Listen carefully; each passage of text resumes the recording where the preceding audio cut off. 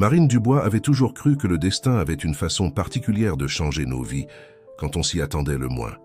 À 32 ans, biologiste dévouée à l'étude des écosystèmes fluviaux, elle trouvait la paix dans les eaux de la Loire, qui serpentaient paresseusement à travers la région du Val-de-Loire.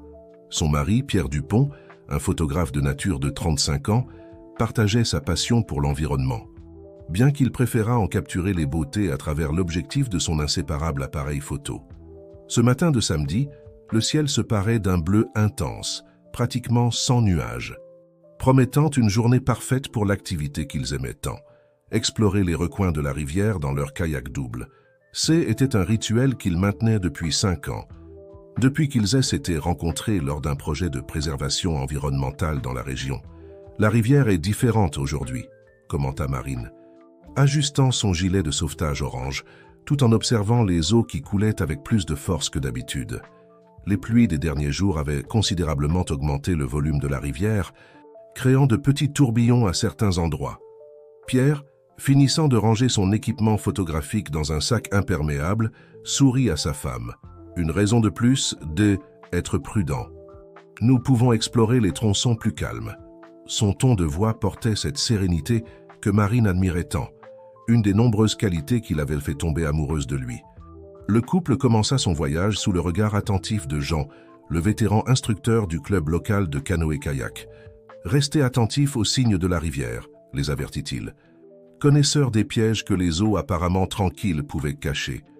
Marine et Pierre acquiescèrent, pagayant en parfaite synchronisation, fruit d'années de pratiques communes. Au fur et à mesure qu'ils avançaient en aval, le paysage se transformait. Les rives urbaines cédaient la place à une végétation plus dense, avec des arbres centenaires se penchant sur les eaux, créant un tunnel naturel de branches et de feuilles. Le bruit de la ville fut remplacé par le chant des oiseaux et le doux murmure des eaux. Marine photographiait mentalement chaque détail pour son prochain rapport de recherche quand un bruit différent attira son attention. Parmi le bruit du courant et le chant des oiseaux, quelque chose semblait détonner. Pierre l'avait aussi remarqué, ralentissant le rythme des coups de pagaie. « Tu entends ça ?» demanda Marine, se penchant légèrement en avant dans le kayak. Le son, encore distant, était aigu et intermittent, presque comme un pleur. Son cœur s'accéléra, un mélange de curiosité et d'appréhension envahissant ses pensées. C'est alors qu'ils aperçurent quelque chose d'inhabituel flottant à quelques mètres devant eux. Un sac de voyage bleu marine, apparemment neuf, se balançait dans le courant, coincé entre quelques branches qui se projetèrent de la rive. Le son devenait plus net à mesure qu'il s'approchait. Et maintenant, il n'y avait plus de doute. Étant des pleurs, plusieurs d'entre eux venant de l'intérieur du sac. « Pierre, nous devons y arriver !» s'exclama Marine, son instinct protecteur parlant plus fort que la prudence. Son mari, cependant, évaluait la situation avec des yeux expérimentés.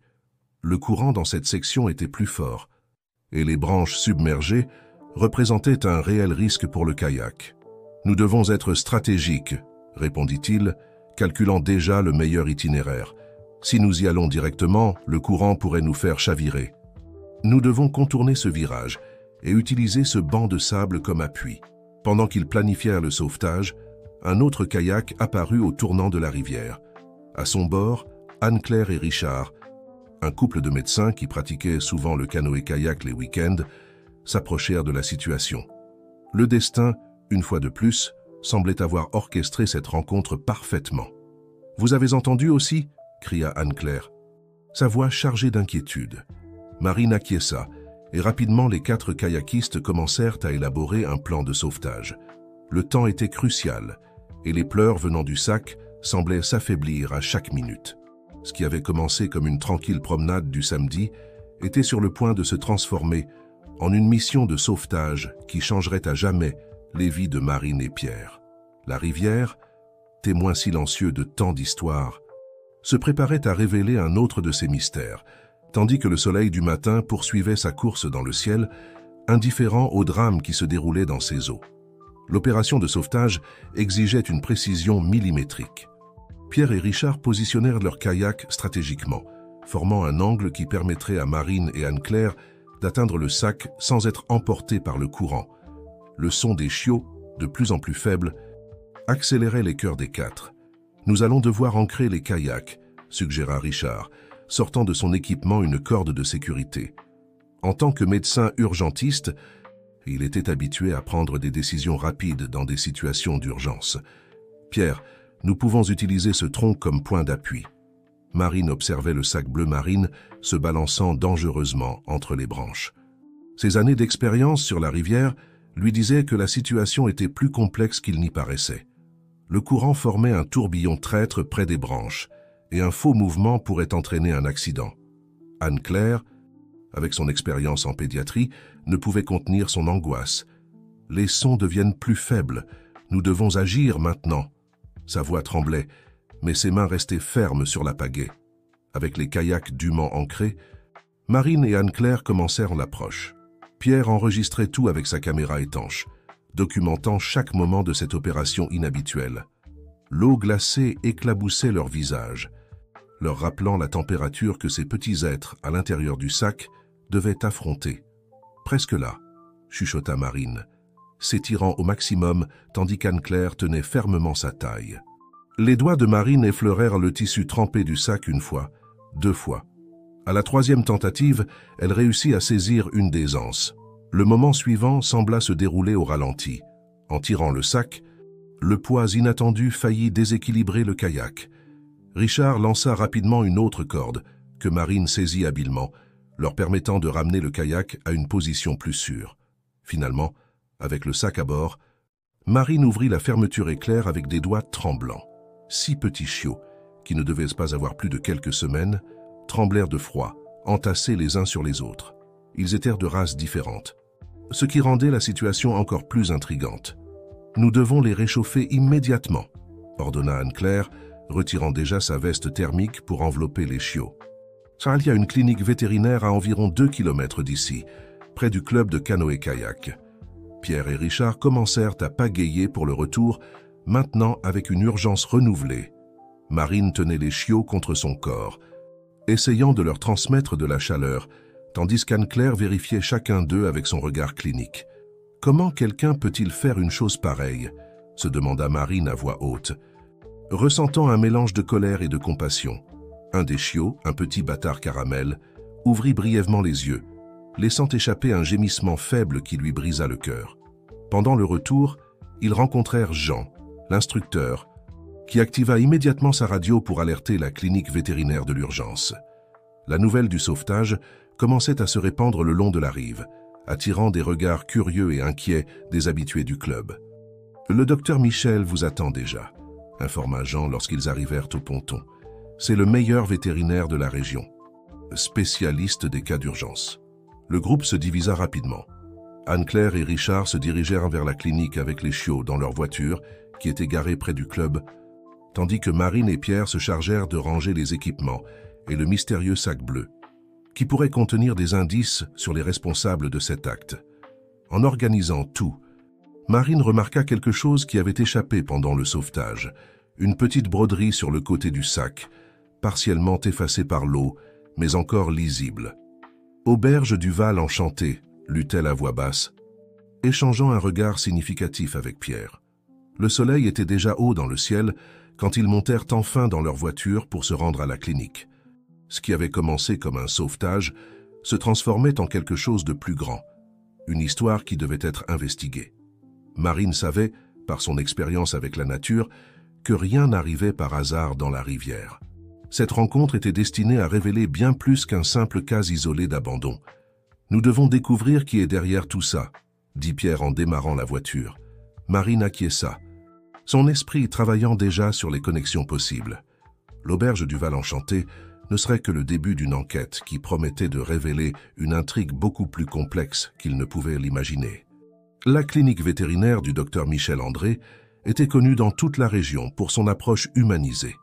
Quand Marine et Pierre arrivèrent, ils trouvèrent Anne-Claire et Richard dans la réception, tous deux encore agités par les événements de la matinée. L'environnement aseptisé et organisé contrastait avec l'aventure qu'ils avaient vécue quelques minutes auparavant sur la rivière. « Les chiots sont déjà pris en charge », informa Anne-Claire, passant nerveusement ses mains dans ses cheveux encore humides. « Le docteur Michel a dit qu'ils sont arrivés à temps. Quelques minutes de plus ?» Sa voix étrangla, laissant la phrase inachevée. La réceptionniste, Madame Zoé, une dame d'une soixantaine d'années qui travaillait à la clinique depuis son inauguration, observait le groupe avec intérêt. « En 15 ans de travail ici, je n'ai jamais rien vu de tel », commenta-t-elle, ajustant ses lunettes à monture colorée. « Mais ce n'est pas la première fois que nous recevons des animaux sauvés de la rivière. » Cette information fit Marine relever brusquement la tête. « Comment ça? Ce n'est pas la première fois ?» Avant que Madame Zoé puisse répondre, le docteur Michel apparut dans le couloir, sa blouse blanche impeccable contrastant avec l'expression préoccupée sur son visage. « Pouvez-vous me suivre dans mon bureau ?» invita-t-il, faisant signe au groupe. « Nous devons discuter de certaines choses importantes. » Le cabinet du docteur Michel était accueillant, avec des murs décorés de photos d'animaux et de leurs propriétaires heureux. Une étagère remplie de livres vétérinaires occupait tout un mur, révélant son dévouement constant à l'étude et à la mise à jour de ses connaissances. Tout d'abord, « Je tiens à vous féliciter pour le sauvetage », commença-t-il, s'asseyant derrière son bureau en bois massif. « Les 6 chiots répondent bien au traitement. Ce sont 3 femelles et 3 mâles, d'environ 5 semaines. Ce qui est intéressant, c'est qu'ils sont de portées différentes. » Pierre, qui avait apporté le sac bleu trouvé dans la rivière, le posa sur le bureau du vétérinaire. « Nous avons trouvé cette identification, » dit-il, pointant vers la broderie de l'auberge du Val Enchanté. « Cela peut-il nous aider d'une manière ou d'une autre ?» Le docteur Michel ajusta ses lunettes, examinant attentivement la broderie. Son expression changea subtilement, comme si cette information confirmait quelque chose qu'il soupçonnait déjà. Au cours des 6 derniers mois, j'ai reçu d'autres cas d'animaux sauvés de la rivière, pas seulement des chiots, mais aussi des adultes. Toujours près de la zone où vous étiez aujourd'hui. Marine sentit un frisson parcourir son échine. En tant que biologiste, elle connaissait bien les schémas de la nature, et cela n'était définitivement pas une coïncidence. « Pourquoi n'avez-vous pas dénoncé cela avant ?»« J'ai fait plusieurs signalements, » répondit le vétérinaire, ouvrant un tiroir et en sortant un dossier épais. Mais sans preuves concrètes ou témoins, les enquêtes n'ont pas avancé. Aujourd'hui, avec vous comme témoin et ce sac comme preuve, nous avons enfin quelque chose de concret. Anne-Claire, qui gardait toujours son instinct médical en alerte, perçut quelque chose de plus dans l'expression du vétérinaire. « Il y a autre chose, n'est-ce pas, docteur ?» Le docteur Michel soupira profondément avant de continuer. L'auberge du Val Enchanté est située près d'une zone de protection environnementale. Ces derniers mois, des rumeurs ont circulé sur un supposé chenil clandestin dans la région. Des gens rapportent entendre des aboiements pendant la nuit, mais quand les autorités arrivent, elles ne trouvent jamais rien. Richard, qui était resté silencieux jusque-là, prit la parole. « En tant que médecin urgentiste, j'ai déjà soigné quelques employés de l'auberge. Cela m'a toujours semblé être un endroit normal, bien géré. Les apparences sont trompeuses, » répondit le vétérinaire, feuilletant quelques documents dans son dossier. « Regardez ceci. » Il étala sur la table plusieurs photos d'autres animaux secourus ces derniers mois, tous trouvés à proximité du même tronçon de la rivière. Marine examina les photos avec son regard analytique de chercheuse.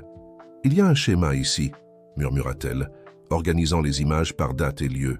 « Tous les sauvetages ont eu lieu les jours de fortes pluies, quand la rivière est plus haute. »« Exactement, » confirma le docteur Michel. « Quiconque fait cela choisit des jours spécifiques. Quand il y a moins de gens qui circulent dans la région et que la rivière peut emporter les preuves au loin. » Pierre, qui était resté pensif, se manifesta enfin. « Et si nous menions notre propre enquête ? Marine connaît chaque centimètre de cette rivière. J'ai de l'expérience en photographie de surveillance. Et nous avons 2 médecins qui peuvent nous apporter leur soutien. » Le vétérinaire regarda le groupe avec un mélange d'espoir et d'inquiétude. Ce serait risqué. Mais avec le soutien adéquat des autorités, peut-être que c'est notre chance d'en finir une fois pour toutes. Un aboiement joyeux venant du couloir interrompit la conversation. L'assistante du docteur Michel, Julie, apparut à la porte avec l'un des chiots secourus dans les bras, le petit bâtard Caramel qui avait attiré l'attention de Marine lors du sauvetage. « Il va déjà beaucoup mieux », sourit Julie, permettant au chiot de lui lécher le visage. « Et il semble avoir trouvé sa fan numéro 1. » Marine se leva instinctivement, s'approchant du chiot qui tendit immédiatement sa patte dans sa direction. À ce moment-là, quelque chose changea dans son regard. Ça n'était plus seulement une question d'enquête scientifique ou de justice. Il s'agissait de protéger ceux qui ne pouvaient pas se défendre seuls. « Quand commençons-nous » demanda-t-elle, sans quitter le chiot des yeux. Le groupe échangea des regards déterminés, sachant qu'ils étaient sur le point de s'embarquer dans un voyage bien plus grand qu'un simple sauvetage en kayak. Le plan commença à prendre forme le lendemain matin. Lorsque Marine et Pierre se réunirent avec Anne-Claire et Richard dans un café discret du centre-ville. L'endroit, pratiquement vide en ce dimanche pluvieux, offrait l'intimité nécessaire pour discuter des prochaines étapes. « J'ai obtenu quelques informations sur l'auberge du Val Enchanté », dit Richard, faisant glisser une tablette sur la table. Elle a été achetée il y a 8 mois par une entreprise appelée Green Valley Investments. Avant cela, elle appartenait à une famille traditionnelle de la région, les Mendoza. Marine étudia les documents affichés à l'écran tout en remuant distraitement son café à la cannelle. Intéressant. Le début des cas d'abandon coïncide à peu près avec le changement de propriétaire. Anne-Claire, qui avait passé la nuit à faire des recherches dans des groupes de protection animale de la région, ajouta « J'ai découvert quelque chose d'encore plus inquiétant. Ces derniers mois, il y a eu une augmentation significative du nombre de personnes recherchant des animaux perdus dans un rayon de 50 km autour de l'auberge. » Pierre, qui gardait toujours son appareil photo à portée de main, montra quelques photos qu'il avait prises lors du sauvetage. « Regardez ça », dit-il en pointant un détail agrandi du sac bleu. « Il y a un code de série partiellement visible sur l'étiquette. J'ai réussi à le retracer. Il fait partie d'un lot vendu exclusivement aux hôtels et auberges de la région. Nous avons besoin de preuves plus concrètes, réfléchit Marine. Des années de recherche scientifique façonnant sa pensée méthodique. Je suggère que nous commencions par cartographier la zone. En tant que biologiste, je peux justifier ma présence dans la région par une étude sur la faune locale. » Richard acquiesça, ajoutant « Anne-Claire et moi pouvons aider les week-ends. En tant que médecin, nous avons accès à des équipements qui peuvent être utiles, comme des caméras thermiques portables de l'hôpital. J'ai déjà une idée. » Pierre ouvrit son ordinateur portable, montrant une carte détaillée de la région. « Nous pouvons installer des caméras de piste à des points stratégiques. Elles sont discrètes, résistantes à l'eau et activées par le mouvement. » Pendant qu'ils discutaient, Julie, l'assistante du docteur Michel, entra dans le café. Ce n'était pas une coïncidence. Ils avaient la convenue de sa participation à la réunion. En tant qu'ancienne habitante de la région, ses connaissances seraient précieuses. L'ancienne propriétaire de l'auberge, Madame Carmen Mendoza, vit toujours en ville, informa Julie, se joignant au groupe. Elle n'a pas vendu la propriété de son plein gré. Il y avait des dettes, et Green Valley a fait une offre qu'elle ne pouvait pas refuser. Marine prit rapidement des notes dans son carnet de terrain. « Nous devons parler à Madame Carmen. Elle doit connaître chaque centimètre de cette propriété. » « Il y a plus, » continua Julie, baissant la voix. « Mon frère travaille à la mairie, au service des travaux. Green Valley a demandé plusieurs permis pour des rénovations ces derniers mois, y compris des constructions souterraines, soi-disant pour un nouveau système d'eau. » Pierre et Marine échangèrent des regards significatifs. Des constructions souterraines expliqueraient pourquoi les inspections n'avaient jamais rien trouvé de suspect. « Nous devons être extrêmement prudents, » avertit Anne-Claire. « S'il existe vraiment une opération illégale, les personnes impliquées doivent avoir de l'influence et des ressources. » Richard prit son téléphone portable, montrant une actualité récente. L'auberge organise un événement de week-end pour les entrepreneurs de la région. Ce serait une opportunité parfaite pour une enquête plus approfondie. « Je peux proposer de photographier l'événement, » suggéra Pierre. « J'ai de l'expérience dans les événements sociaux. Cela ne soulèverait pas de soupçons. » Marine compléta le raisonnement. « Et je peux l'accompagner comme assistante. Cela nous donnerait la liberté de circuler dans la propriété. » Julie fouilla dans son sac, en sortant une enveloppe. « Le docteur Michel m'a demandé de vous remettre ceci. Ce sont les résultats des examens des chiots secourus. Il y a quelque chose d'intriguant. Ils présentent tous le même schéma de vaccins et de médicaments dans l'organisme, suggérant qu'ils viennent du même endroit. » Le groupe passa les 2 heures suivantes à élaborer un plan détaillé. Ils définirent des points stratégiques pour la surveillance, établirent des codes de communication et créèrent une chronologie pour l'enquête. « Nous ne devons pas oublier notre objectif principal », rappela Marine, sa voix chargée de détermination.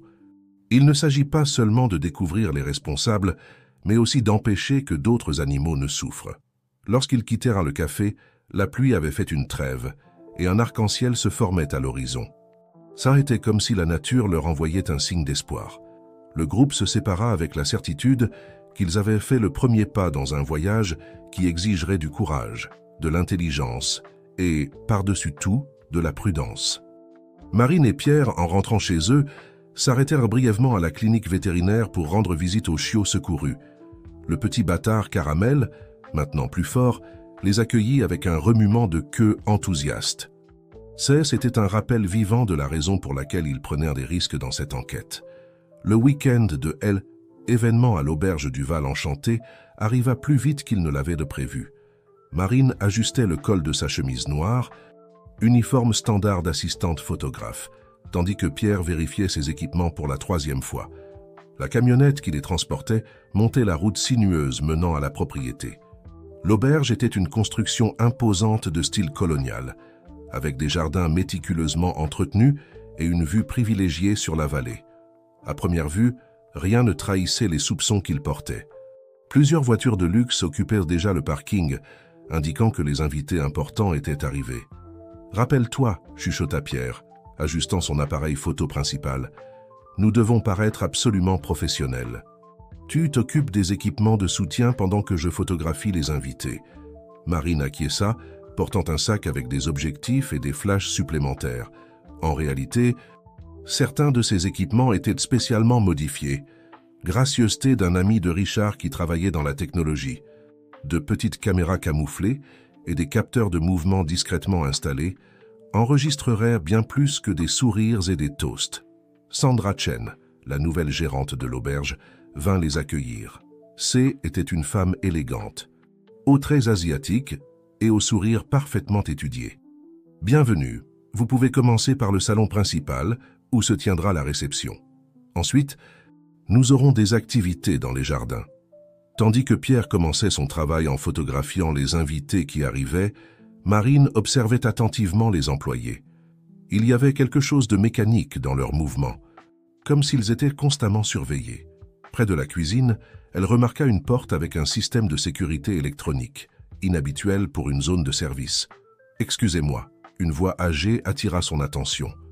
Marine se retourna pour trouver une dame élégante, qu'elle reconnut immédiatement des photos qu'ils avaient étudiées. Madame Carmen Mendoza. « Pourriez-vous m'aider avec ceci ?» L'ancienne propriétaire tenait un sac qui était apparemment déchiré. Marine saisit l'opportunité. Tout en aidant la dame à ramasser ses affaires, Madame Carmen chuchota. « Je sais qui vous êtes. Julie m'a parlé. Retrouvez-moi dans le jardin des orchidées dans 1 heure. » Le cœur de Marine s'accéléra, mais elle garda son sang-froid, se contentant d'acquiescer discrètement. Elle retourna à ses activités, maintenant encore plus attentive aux détails autour d'elle. Elle remarqua des caméras de sécurité à des angles stratégiques et des employés qui semblaient de plus intéressés à surveiller que à servir. Pierre, entre une photo et une autre, réussissait à capturer des images des zones les plus réservées de l'auberge. Son œil professionnel identifia des détails suspects, des marques récentes de pneus sur un sentier supposément abandonné, des fenêtres avec des barreaux dans les zones de service, un mouvement constant d'employés vers une zone restreinte à l'arrière de la propriété. 1 heure plus tard, comme convenu, Marine trouva une brèche pour se diriger vers le jardin des orchidées, un espace plus réservé et clairement négligé depuis la vente de l'auberge. Madame Carmen l'attendait déjà, assise sur un banc de pierre partiellement couvert de plantes grimpantes. « Ma famille a pris soin de cette auberge pendant 3 générations, commença la dame, sa voix chargée de chagrin. Quand j'ai été forcé de vendre, je savais que quelque chose n'allait pas. Green Valley n'était pas intéressé par l'activité hôtelière. Il voulait l'emplacement, l'isolement. Marine écoutait attentivement, faisant semblant de photographier les orchidées. Avez-vous remarqué quelque chose de spécifique? Les rénovations ont commencé immédiatement après la vente. Ils ont construit une nouvelle annexe, soi-disant pour agrandir l'espace de loisirs. Mais les bruits ont commencé peu après, surtout la nuit. Madame Carmen hésita, regardant autour d'elle avant de continuer. Et il y a les sous-sols. Cette auberge a toujours eu des caves souterraines, construites par les Portugais, mais ils ont tout élargi, créé de nouveaux tunnels. Un bruit de pas fit taire instantanément les 2 femmes. Sandra Chen apparut dans le jardin, son sourire professionnel toujours en place. « Ah, vous êtes là, Madame Carmen. Je ne savais pas que vous viendriez. Quelle surprise. Agréable. » Le ton forcément cordial ne trompa personne. Marine perçut la tension dans l'air et improvisa rapidement. « Je photographiais les orchidées pour le catalogue de L événements. » Madame Carmen m'expliquait gentiment certaines espèces rares. Sandra acquiesça, mais ses yeux révélèrent de la méfiance. « Le cocktail principal va commencer. Nous avons besoin de photos de tous les invités. » C était un ordre déguisé en demande. Lorsque Marine retourna dans le salon principal, elle remarqua que Pierre avait réussi à s'approcher de la zone restreinte, photographiant apparemment les jardins, mais en réalité enregistrant des détails importants de la structure. Événement continuait, avec des entrepreneurs et des politiciens locaux discutant avec animation, complètement ignorants de la véritable nature de cet endroit. À mesure que l'après-midi avançait, les pièces du puzzle commençaient à s'assembler. Chaque détail observé, chaque information chuchotée par Madame Carmen, chaque image capturée par Pierre, tout pointait vers quelque chose de beaucoup plus grand qu'il ne l'avait imaginé initialement. Le soleil commençait à se coucher lorsque Marine remarqua un détail crucial. À intervalles réguliers, une camionnette blanche sans identification entrait et sortait de la propriété par l'accès de service, toujours avec les vitres teintées. Il était temps d'élargir l'enquête. La semaine suivante à l'événement, le groupe se réunit dans le cabinet du docteur Michel pour analyser les preuves recueillies.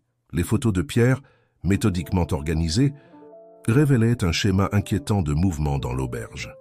Marine avait cartographié chaque entrée et sortie de la mystérieuse camionnette blanche, tandis qu'Anne-Claire et Richard contribuaient avec des informations obtenues par leur contact à l'hôpital. « Regardez ça !» pointa Pierre, agrandissant une image sur l'écran de son ordinateur portable. Ces marques au sol près de la nouvelle annexe. Elles sont caractéristiques de travaux récents. Et voyez, il y a un motif de ventilation qui n'a pas de sens pour une construction ordinaire. Marine compléta. Madame Carmen m'a transmis d'anciens plans de l'auberge. Les tunnels originaux n'allaient pas jusqu'à cette zone. Quelque chose a été étendu là-bas, et de manière significative. J'ai trouvé quelque chose d'intéressant, interrompit Julie en entrant dans la pièce avec un dossier. Mon frère à la mairie a localisé les plans des récentes rénovations. Officiellement, ce ne sont que des extensions pour l'espace de loisirs, mais les calculs des matériaux de construction ne correspondent pas. Ils ont demandé suffisamment de béton pour une structure beaucoup plus grande. Anne-Claire, qui analysait les résultats des examens des chiots secourus, fit une découverte importante. Tous les chiots présentent le même schéma de vaccin, mais regardez, ce sont des vaccins importés d'un laboratoire spécifique. J'ai pu retracer, seules 3 cliniques de la région sont autorisées à utiliser ce type de vaccin. Et l'une de ces cliniques, compléta le docteur Michel, appartient au même groupe d'entreprises que Green Valley Investments. Richard, qui restait en contact avec certains employés des urgences qui étaient ses patients, partagea, 3 anciens employés de l'auberge ont demandé des soins ces derniers mois avec le même schéma de symptômes, des problèmes respiratoires compatibles avec une exposition prolongée à des environnements souterrains mal ventilés. Marine frissonna en reliant les points. Ils utilisent les anciens tunnels et les nouvelles constructions pour quelque chose de bien plus grand que ce que nous imaginions. La camionnette blanche, les livraisons nocturnes, les aboiements, nous avons besoin de preuves concrètes. Réfléchit Pierre. Les photos et les témoignages sont importants, mais nous devons surprendre quelque chose en cours. C'est alors que Julie, qui était restée silencieuse pendant quelques minutes, parla. « J'ai peut-être une solution. Ma cousine travaille pour un service de nettoyage externalisé et a obtenu un poste à l'auberge. Elle commence la semaine prochaine. » Le groupe passa les heures suivantes à élaborer un plan méticuleux. Marine utiliserait sa connaissance de la rivière et de la région pour cartographier les itinéraires de fuite possibles et les points de surveillance. Pierre préparerait des équipements de surveillance plus sophistiqués. Anne-Claire et Richard organiseraient une équipe de soutien médical vétérinaire pour toute urgence. « Il y a une chose de plus », ajouta le docteur Michel, ouvrant un tiroir de son classeur. « J'ai reçu une visite intéressante hier. Une ancienne employée de l'auberge qui y travaillait avant la vente. Elle a tenu un journal avec des notes sur des changements suspects qui ont commencé même avant que la vente ne soit finalisée. Le journal révélait que Green Valley avait commencé à faire des modifications discrètes sur la propriété des mois avant l'achat officiel, profitant des difficultés financières des Mendoza. De petites rénovations ici et là, toujours dans des zones peu visibles, préparant le terrain pour quelque chose de plus grand. Nous devons agir rapidement, insista Marine. Chaque jour qui passe est un jour de plus de souffrance potentielle pour ces animaux. Le groupe décida que l'opération principale aurait lieu dans 2 semaines, temps suffisant pour que la cousine de Julie se familiarise avec la routine de l'auberge et cartographie les horaires les plus vulnérables. Pierre installerait des caméras de surveillance à des points stratégiques de la rivière, profitant de sa supposée recherche photographique sur la faune locale comme couverture. Alors qu'il finalisait les préparatifs, un aboiement familier résonna dans le couloir de la clinique. Le petit chien bâtard Caramel, maintenant rétabli et plus fort, entra en courant dans la pièce, suivi de 2 autres chiots secourus. Leur présence était un rappel vivant de la raison de toute cette mobilisation. Marine s'accroupit pour caresser les chiots, son regard rencontrant celui de Pierre.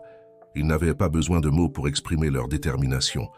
La prochaine étape serait décisive, et il n'y avait pas de place pour les erreurs. La vérité sur l'auberge du Val Enchanté était sur le point d'être révélée, et avec elle, l'espoir de mettre fin à un système qui était resté dans l'ombre depuis trop longtemps. La lune croissante éclairait partiellement la vallée lorsque l'opération commença. Après 2 semaines de préparation minutieuse, chaque membre du groupe était en position. Marine et Pierre occupaient un point d'observation stratégique près de la rivière, camouflé par la végétation dense. Anne-Claire et Richard attendaient dans une camionnette équipée de matériel médical, discrètement garée sur une route secondaire. « Position 1 confirmée », chuchota Marine dans la radio, observant à travers un équipement de vision nocturne. La cousine de Julie, qu'ils avaient surnommée l'informatrice, avait confirmé que les mardis, après 23 heures, il y avait le plus de mouvement dans les tunnels. Pierre ajustait sa caméra spéciale avec capteur infrarouge lorsque la familière camionnette blanche apparut sur le chemin de terre menant à l'arrière de l'auberge. « Mouvement à l'entrée sud », alerta-t-il, commençant à tout enregistrer. À travers les caméras préalablement installées, ils purent observer un schéma inhabituel de mouvement. Des employés qui n'apparaissaient jamais pendant la journée émergèrent des ombres, coordonnant une opération qui semblait bien rodée. Quelles informatrices avaient réussi à placer de petits microphones à des points stratégiques, permettant au groupe de capter des fragments de conversation. « Chargement spécial, aujourd'hui », dit une voix masculine. « À l'acheteur chinois attend la confirmation. » Marine sentit son cœur s'accélérer. Les soupçons sur un système international commençaient à se confirmer. Pierre continuait à photographier méthodiquement, enregistrant les visages, les plaques d'immatriculation, les horaires. Chaque détail pourrait être crucial. C'est alors que quelque chose d'inattendu se produisit. L'un des nouveaux employés, apparemment mal informé sur les procédures, ouvrit la mauvaise porte de l'annexe. Pendant quelques secondes, avant que quelqu'un puisse l'empêcher, le son de dizaines d'aboiements remplit l'air nocturne. « Mon Dieu !» murmura Marine, ajustant son équipement de vision nocturne. À travers une fente dans la construction, on pouvait voir des rangées de box improvisées. Il y en a beaucoup plus que ce que nous pensions. Pierre transmettait les images en temps réel à un serveur sécurisé. « Je vois au moins 3 niveaux différents de construction souterraine », observa-t-il, utilisant une caméra thermique spéciale. La chaleur corporelle des animaux crée un motif visible. Elle, l'informatrice, réussit à s'approcher suffisamment pour capter plus de détails de la conversation, des plans de transport, des itinéraires de distribution, des valeurs négociées. Chaque mot enregistré était une pièce supplémentaire dans le puzzle qu'ils assemblaient. Anne-Claire et Richard, surveillant tout depuis la camionnette, maintenirent le contact avec une équipe de sauvetage animal en attente. « Nous avons 3 cliniques prêtes à recevoir des urgences », confirma Anne-Claire. Et le docteur Michel coordonne un réseau de foyers temporaires. L'opération se poursuivit pendant 2 heures de plus, documentant chaque mouvement, chaque conversation, chaque preuve du système. Marine observait tout avec un mélange d'horreur et de détermination. Le plan était de collecter suffisamment de preuves pour garantir que, lorsque les autorités interviendraient, il n'y aurait aucun moyen de échapper. C'est alors qu'ils remarquèrent un mouvement différent. Sandra Chen arriva dans sa voiture importée, accompagné de 2 hommes en costume. « C'est eux », chuchota l'informatrice à la radio. Les vrais propriétaires de l'opération. Pierre réussit à capturer des images claires des 3 personnes en train de discuter, gesticulant en direction des tunnels, discutant clairement des détails de l'affaire. Marine activa l'enregistreur haute précision, captant des fragments révélateurs de la conversation. Le laboratoire en Chine est satisfait des derniers spécimens, dit l'un des cadres. Ils veulent tripler la commande pour le mois prochain. L'ampleur de l'opération commençait à se révéler.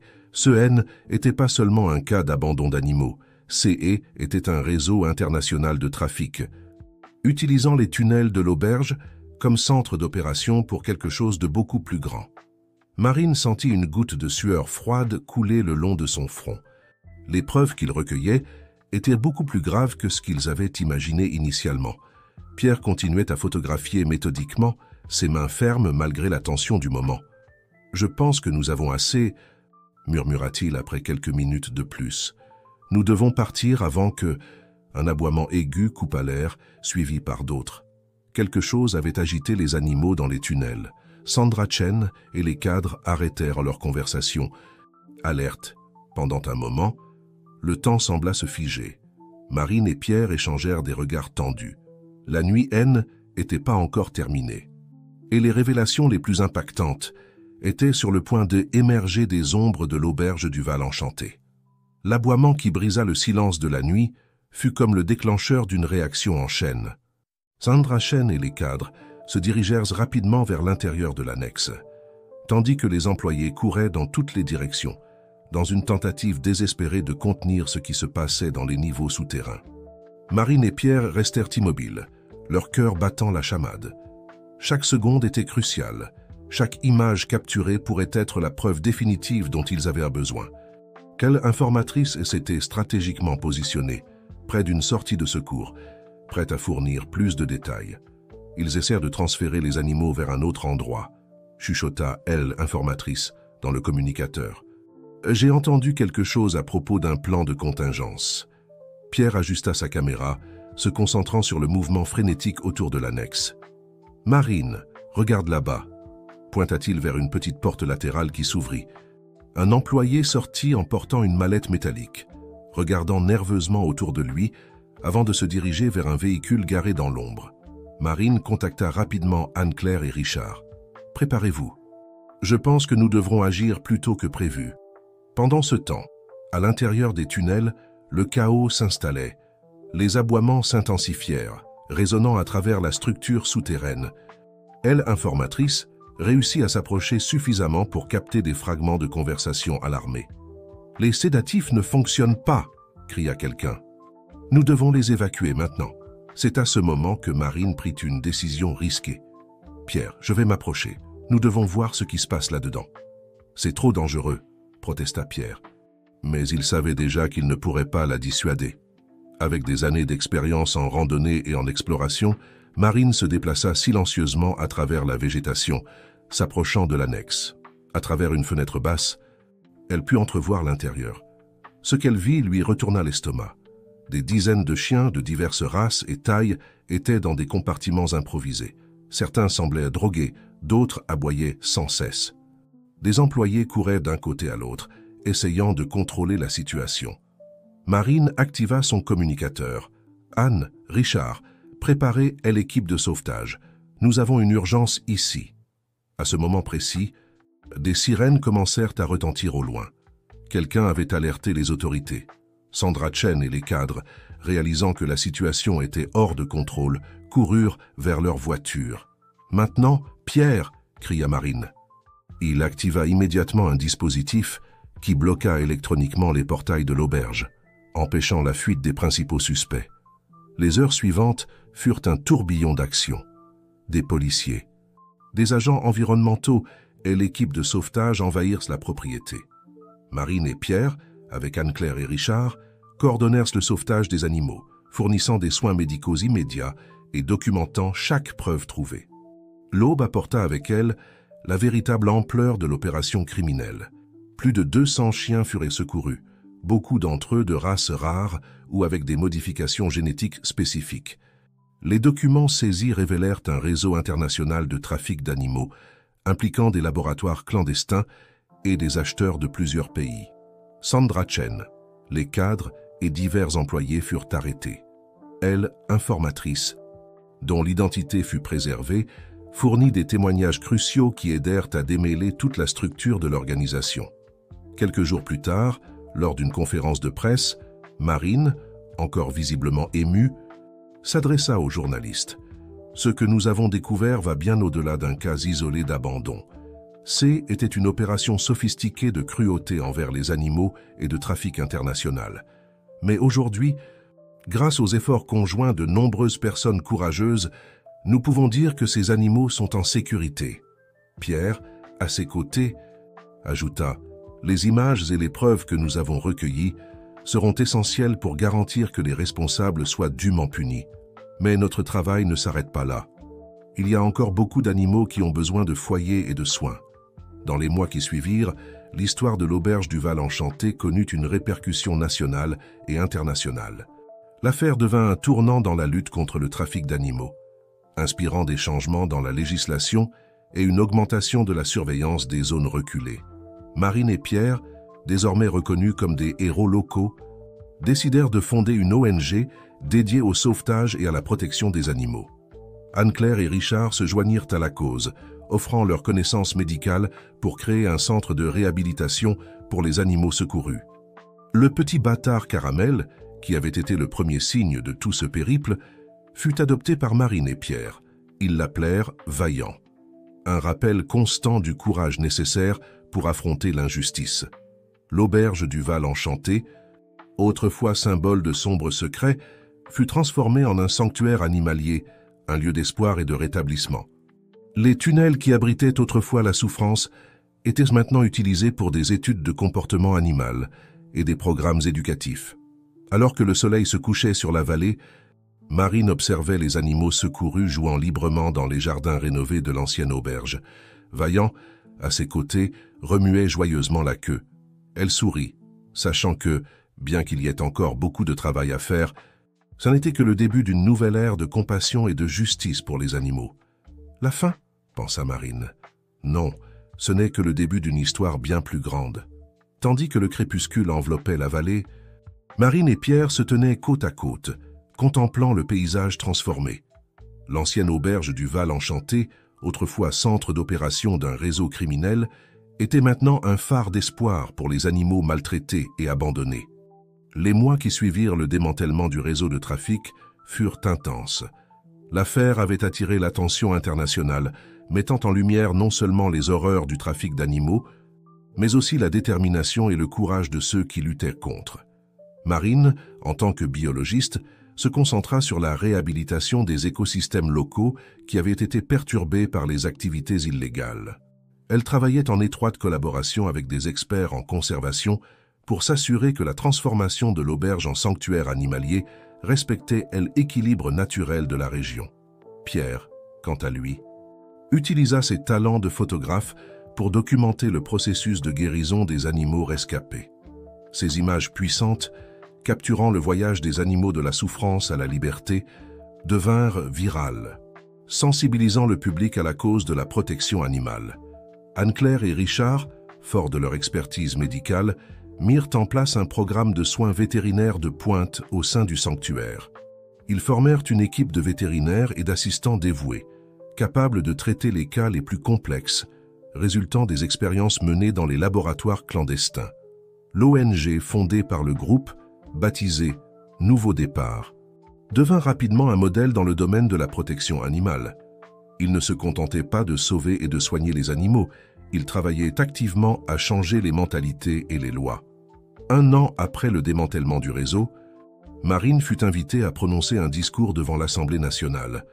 Debout à la tribune, avec Vaillant à ses pieds, elle parla avec passion. Ce que nous avons découvert à l'auberge du Val Enchanté N était que la pointe de l'iceberg. Le trafic d'animaux est une industrie mondiale qui prospère dans l'ombre. Mais notre expérience a montré que lorsque des personnes ordinaires décident d'agir, des changements extraordinaires peuvent se produire. Son discours conduisit à l'adoption de nouvelles lois renforçant les peines pour le trafic d'animaux et allouant plus de ressources à la protection de la faune. Pendant ce temps, à l'ancien site de l'auberge du Val Enchanté, la vie avait repris son cours naturel. Les tunnels, autrefois lieux de souffrance, abritaient maintenant des programmes de recherche éthique sur le comportement animal. Les jardins fleurissaient, remplis du son joyeux des aboiements et des jeux. Un jour, alors que Marine faisait visiter le sanctuaire à un groupe d'écoliers, une petite fille leva la main et demanda « Madame, comment avez-vous eu le courage de faire tout ça ?» Marine s'accroupit au niveau de l'enfant, Vaillant à ses côtés, et répondit avec un sourire doux « Le courage, ma chérie, vient de la conviction que même la plus petite action peut faire une grande différence. Chacun de nous a le pouvoir de changer les choses. Il suffit d'oser essayer. » Cette réponse résonnait profondément avec la philosophie qui avait guidé leur aventure depuis le début. Chaque membre du groupe, Marine, Pierre, Anne-Claire, Richard, et même la mystérieuse informatrice, avait joué un rôle crucial, prouvant que la somme des petites actions pouvait conduire à un changement monumental. Le sanctuaire continua à croître et à évoluer. Il devint un centre d'excellence pour la réhabilitation des animaux, mais aussi un lieu d'éducation et de sensibilisation. Des visiteurs du monde entier venaient pour apprendre, s'inspirer et, parfois, adopter un nouvel ami à quatre pattes. L'histoire de l'auberge du Val Enchanté et de sa transformation en sanctuaire devint légendaire, inspirant d'autres communautés à travers le monde à agir contre la maltraitance animale. Des sanctuaires similaires commencèrent à apparaître dans d'autres pays, formant un réseau global de protection et de compassion. Marine et Pierre, main dans la main, regardèrent souvent le coucher du soleil depuis la colline surplombant le sanctuaire. Vaillant, toujours fidèle, s'asseyait entre eux, son museau pointé vers l'horizon, comme s'il comprenait la portée de leur voyage. « Qui aurait cru qu'une simple balade en canoë nous mènerait ici ?» murmura Pierre, serrant doucement la main de Marine. Elle sourit, ses yeux brillants de détermination et d'espoir. « C'est vrai, mais ce n'est toujours que le début. Il y a encore tant à faire, tant d'animaux à sauver, tant de mentalités à changer. » Alors que les derniers rayons du soleil caressèrent la vallée, illuminant le sanctuaire d'une lueur dorée, Marine réalisa que leur aventure, loin d'être terminée, entrait dans un nouveau chapitre. Un chapitre rempli d'espoir, de défis et de possibilités infinies. Le petit Vaillant, comme s'il sentait l'importance du moment, leva les yeux vers ses humains et aboya doucement. Comme pour dire, ensemble, nous pouvons tout accomplir. Et c'est ainsi que l'histoire de l'auberge du Val Enchanté, transformée en un havre de paix et d'espoir, continua à inspirer et à changer des vies, une patte à la fois.